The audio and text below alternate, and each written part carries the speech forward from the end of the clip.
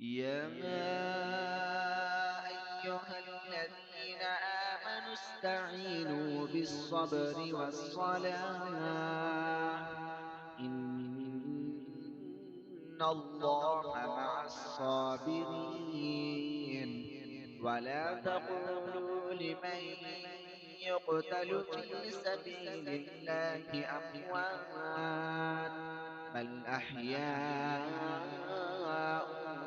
ولكن لا تشعرون ولنبلونكم بشيء من الخوف والجوع ونقص من الأموال والأنفس والثمرات وبشر الصابرين الذين إذا أصابتهم مصيبة قالوا إنا لله وإنا